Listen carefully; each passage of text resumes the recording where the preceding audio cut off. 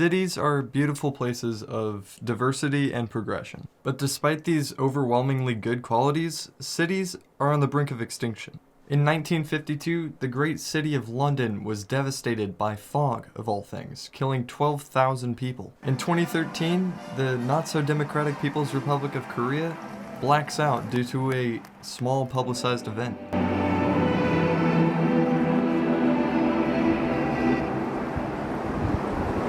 Now, I could be like Hitler and blame the communists, but the source of all of this is energy. The cloud that killed 12,000 people did so because it trapped soot and debris from burning coal.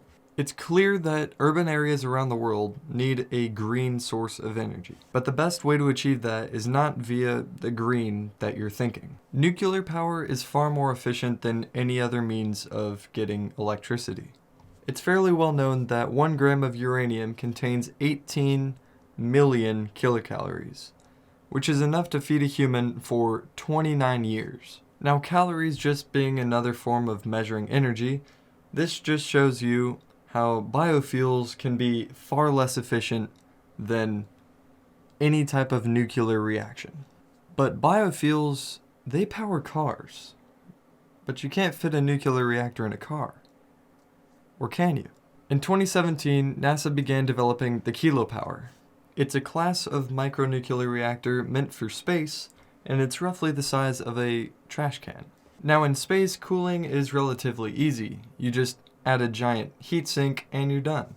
And this contributes to its very small size. But on Earth, companies such as Toshiba, Radiant, and Da Vinci have all made significant efforts to fit them in planes, trains, and trucks. Radiant claims that they can power 8,000 homes for a year with just one micronuclear reactor. Given that New York City has its massive subway systems, and London can have basements as deep as 4 stories in residential areas, it's safe to say that you could fit these anywhere. I imagine a network of nuclear reactors just powering an entire city without need for external help of any sort. This is not at all a long-term solution, but nor is it far-fetched. This would give us the little glimmer of hope we need to save ourselves from climate change. Scientists at the moment are so desperate we are trying to capture carbon from the air. They're already looking for short-term solutions, but they miss the solution that's right in front of them.